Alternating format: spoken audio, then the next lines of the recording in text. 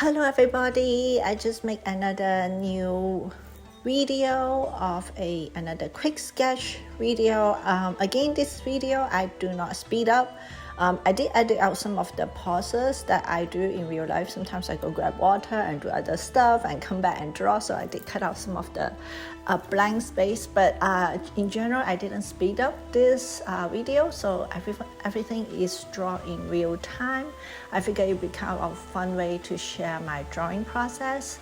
So this is a very spontaneous drawing. I didn't really plan what I'm drawing, so what you see is exactly my entire thought process from designing the tree to finishing the sketch. So right now what I'm doing is I try to figure out the form and shape of the tree. So I'm just kind of sketching out the shape and then form, trying to figure out the design first. And since this is a totally literally pulling the rabbit from the hat type of sketch, as a totally spontaneous, there's sometimes I do adjustments, so I will use the transform tool to push the shape, distort it, just to make it a little bit more dynamic and more interesting. And I kind of treat this process almost like gesture drawing in a figure drawing section. We try to quickly capture the motion and the flow of the subject matter. So once I figure out the general form and shape, then I start doing a more detailed sketch. But at this stage, I still try to keep the sketch fairly loose. Just want to see my idea a little bit clearer. So I use black ink, something darker, so make it more solid. And right now I'm still trying to think about the flow and the general shape, but trying to also think about the volume, how each branches connect with each other, how the tree trunk is twisted, where the smaller branch come from the main branches or the trunk. So I like to keep this process pretty rough, and also think about the shape of the leaf, and trying to figure out whether I need to make certain area a little bit bigger, just to offset it a little bit, make the composition a little bit more interesting and balanced. Granted, it's a quick sketch. It probably is not going to look super amazing because it's totally like really quick, spontaneous sketch, but still I want to try my best to make it as interesting as possible, even is a quick kind of spontaneous brainstorming kind of sketch. So after I figure out the general sketch, now I have a much clearer idea what I want the design and the drawing to be. So I use another brushes, and this brush will be the final brush that I will use. It's literally like the actual brush that I want to use for the actual drawing. So I pick a brush that is a little bit rough and teethy, so it will feel tree trunky, and it have got that woody nature. I believe this brush is also a Procreate brush. It's a default Procreate brush that comes with Procreate. It's not a third-party brush.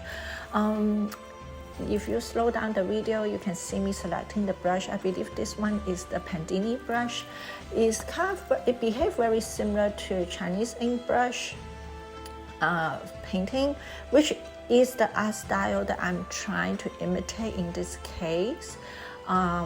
Because right now I'm working on my new graphic novel, and it's a Chinese fantasy. So whatever I draw, sketch, eat, sleep, and entertain myself, I try to keep my mind stay in my graphic novel universe. So it's easier for me to pop in and out of my project. Just because when you work on the novel, it's such a long process, And if I jump in and out of the universe too often, it takes a while to get back into zone. So if I do fun sketches or just listen to music or movie, I try to pick content or style that is more or less in similar vibe. It might not be the same thing, but in similar vibe as the project I'm working on, just so my mind wouldn't get taken in and out of the story universe too much. Partly because also I'm in pretty pressed schedule, so I do have to finish this graphic novel by early next year, end of this year ish. So I do not want to distract myself too much. So whatever I do right now is very, very similar to kind of in the same thought process as my project. So with that being said, that's why this sketch kind of have that Asian painting. In this case, is actually very much inspired by traditional Chinese ink brush painting. Partly, actually it's not partly, a lot of it is to keep myself stay in my story universe. So it makes sense that I need to warm up sketch. So now after I finish drawing the tree trunk, I start working on the leaf. So this is also another default Procreate brush. I love this particular brush because it has very beautiful paper texture. The edge of the ink actually breathe outside, as it behaves a lot like when you paint on rice paper. It has very subtle bleeding on the edge, but not too crazy. It's almost like a semi-wet and dry brush on rice paper. So I really love the look of this brush, and I feel that it's a perfect brush for leaf because I don't want the leaf to feel as dense and as solid as the tree trunk and the tree branches, because the leaf are a lot more translucent kind of object. So, and I want it to feel more airy. So I picked this semi-translucent brush because it very much interpret that semi-translucent quality of leaf, especially when there's light go through, sunlight go through, the leaf becomes slightly translucent. So I really like that look to it. And also with this sketch, I also want to kind of imitate that traditional Chinese painting kind of style, not exactly identical, but got that feel to it. So this brush, and it just worked with the general art style that I have in mind very much. You might be curious, is my new graphic novel look exactly the same like the sketch in terms of art style and design? So the answer is yes and no. The new graphic novel is strongly inspired by traditional Chinese art style and design from various different dynasties, but it is not going to look like what you see here. It's not going to look like traditional ink painting, because a traditional ink painting is beautiful, but not quite the right style for the story I work on. It is going to be middle grade graphic, so it'll be very colorful, very fun. The design style is strongly influenced by Chinese art style, but it's not going to be ink painting. It will be digital watercolor. And that's also kind of why you have been seeing me do a lot of sketching on digitally. The other thing is, normally I do watercolor painting, especially you have seen a lot of my children's picture book stuff and my gallery work. They are all traditional watercolor. But after Mushroom and Jordan, I'm not going to do another graphic novel with traditional watercolor. Not that it's not fun. I love and adore Mushroom and Jordan, and it was a great learning process. I have a lot of fun working on that book, and it's my debut, so it's always going to be a very special book in my heart. But traditional watercolor is just not the best and most productive medium for graphic novels, since graphic novel is so involved.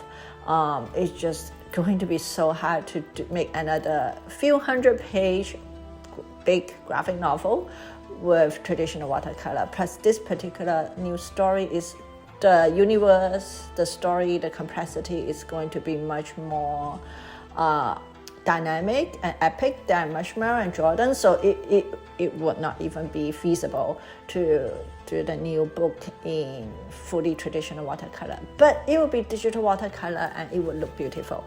So with that being said, that's why I do a lot of quick sketches and practice warm up digitally, and they still look like ink watercolor because that is the art style I'm aiming for my current project, even though it's not quite the same exact art style, but it just also helped me just get practice.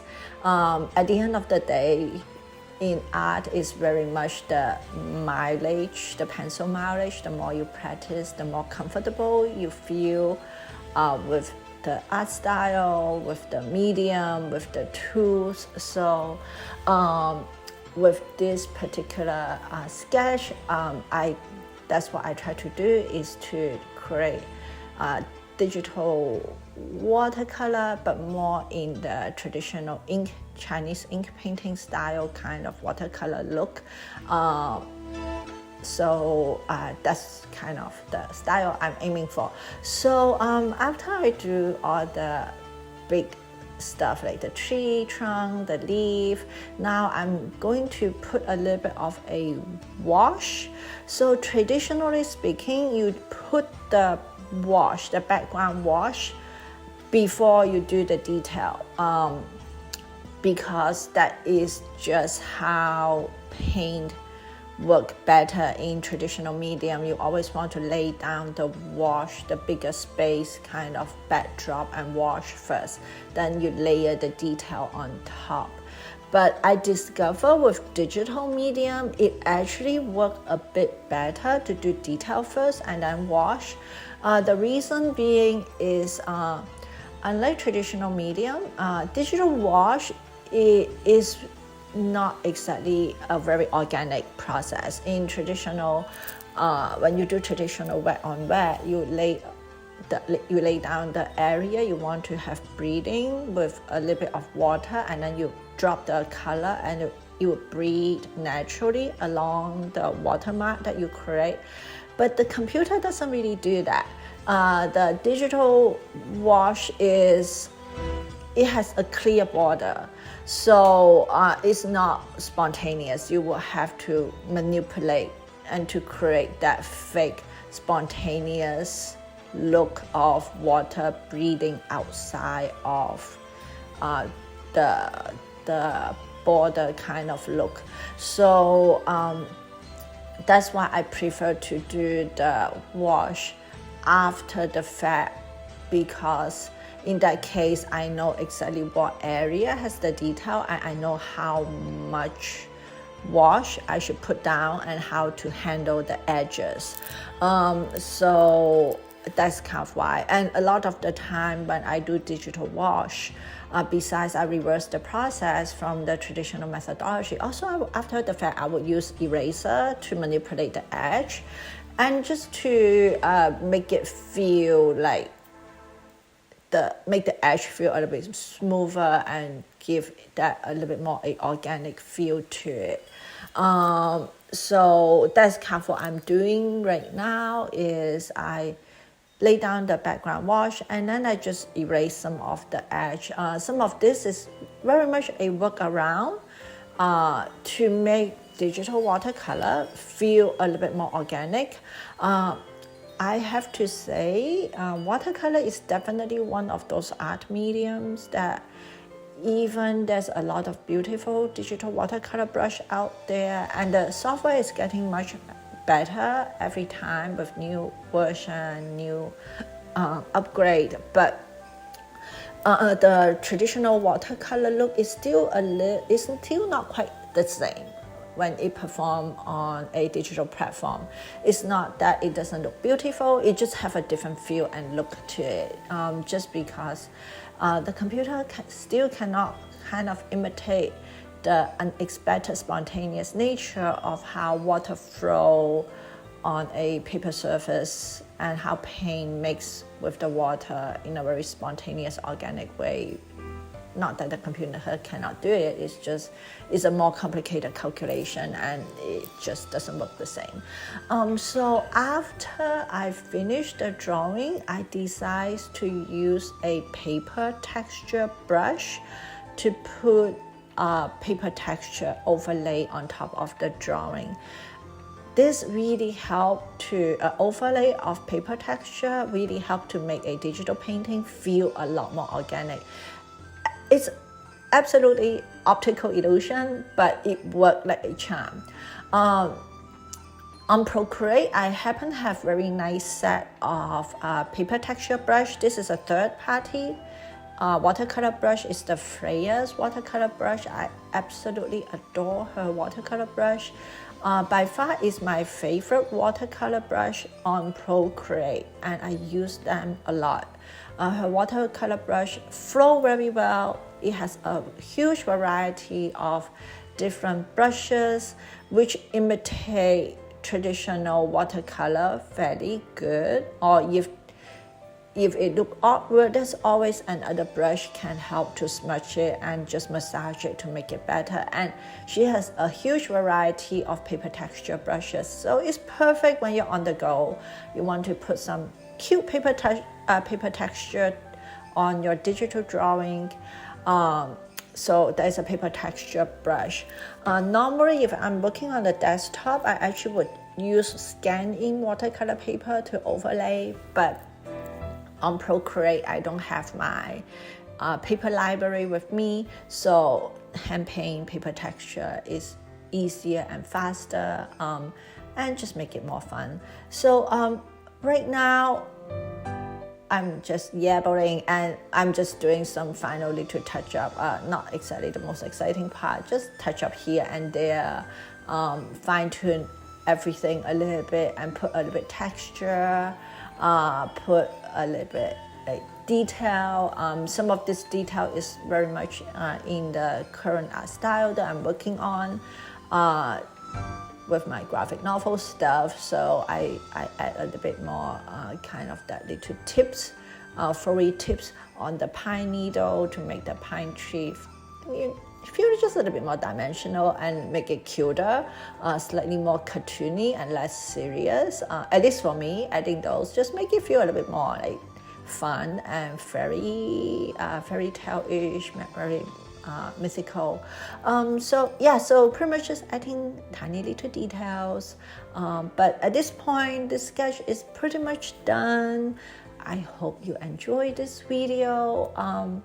I'm hoping to post more art video in the future. I might have time. I even thinking about doing more watercolor tutorial and such. So if there's any subject matter, content that you are interested to learn or know more about, please comment below and let me know. And if you enjoyed this video, also please let me know so I know what to make in the future for everyone. So thank you everyone for watching. I hope you enjoyed this video, and thank you everyone for support, and have a fun creative day. Bye bye.